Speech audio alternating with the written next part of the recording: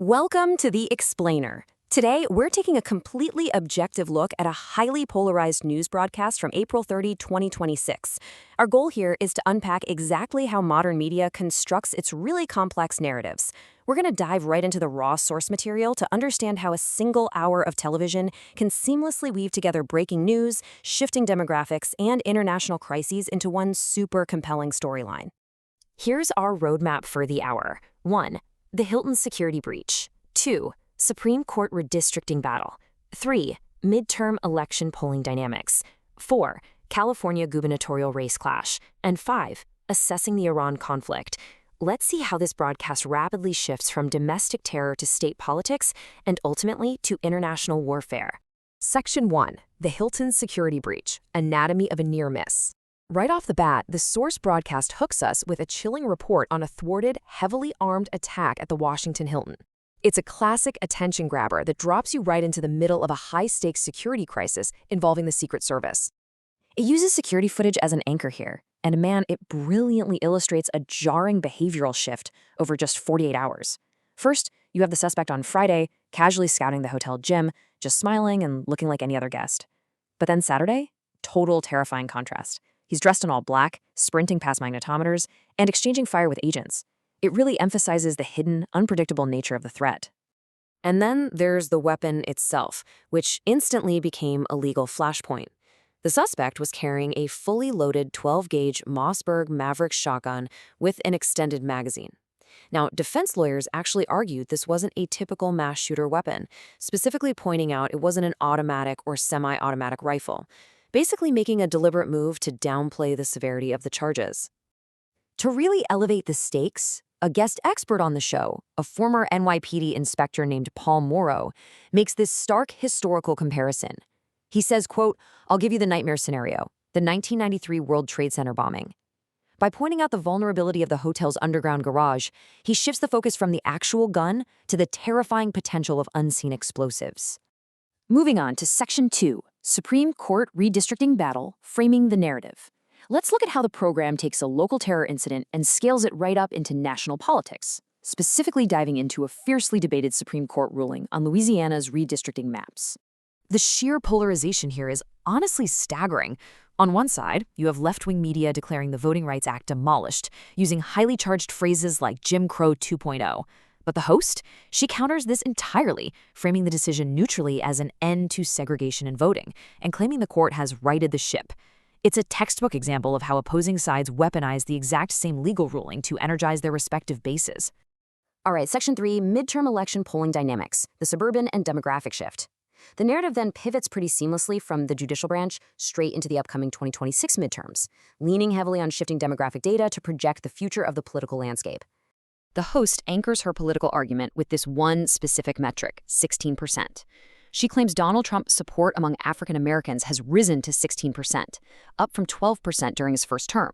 And this number gets used repeatedly as a cornerstone to push back against mainstream narratives about minority voting blocs. So how exactly are they explaining this polling bump? Well, they point directly to specific policy promises. Deporting illegal aliens, which they argue protects local jobs, along with economic relief like no tax on tips and no tax on overtime. Alongside this, they cite a Harris X poll showing stabilized support among suburban swing voters, painting a picture of a newly forming, highly competitive coalition. Next up, Section 4, California gubernatorial race clash, a crowded field. Zooming in from the national level, the broadcast turns its crosshairs on the highly contested California gubernatorial race, treating it almost like a microcosm of the country's broader political dysfunction. You can clearly visualize just how fractured this race is here. You've got the Democratic frontrunner Barra at 24%, but Republican Hilton is right on his heels at 23%. Then there's Steyer at 15%, Bianco, who actually gets interviewed on the program, at 13%, and Porter trailing at 10%. Throw in California's ranked choice voting system, and man, it massively complicates the path to victory for all of these candidates. And to paint the leading Democratic field as deeply radicalized, the broadcast specifically curates these extreme talking points from the Black Governor's Candidate Forum. We're talking about arguments for abolishing the police entirely, a massive $14 trillion in cash reparations, and expanding single-payer health care. It's a deliberate framing to make the state government look totally detached from the everyday concerns of suburban voters. Finally, Section 5. Assessing the Iran conflict. Global stakes. The explainer pans all the way out to the global stage, focusing on a major 2-month-long military operation involving Iran. This transition from domestic politics to international warfare really highlights the high-stakes environment the administration is operating in. Now, with Iranian leadership in apparent disarray, what the guest ambassador colorfully calls a weekend at Bernie's scenario because so many leaders have been taken off the board it's unclear who is really in charge, the broadcast poses a vital question. What exactly is the strategic toolkit moving forward? The guest ambassador breaks the administration's options down into these 3 steps: military force, diplomacy, and economic pressure. He notes that the U.S. is currently relying heavily on the slow burn of economic pressure, basically trying to shut down any shipments in or out of the country, to starve the regime of resources. To illustrate the immediate, crippling effects of this economic squeeze, the source points out a pretty desperate measure by Iran. They are repurposing a 30-year-old oil tanker, named Nasha, for emergency at-sea storage. I mean, they are literally running out of places to put their oil, holding up to 2 million barrels on this single aging vessel. But here is the true ticking clock of this entire geopolitical segment. 1,000. That's the 1,000 pounds of highly enriched uranium currently buried inside Iran. The guest makes it absolutely crystal clear that no matter what economic pressure is applied, the nuclear threat is not neutralized until that specific material is physically secured.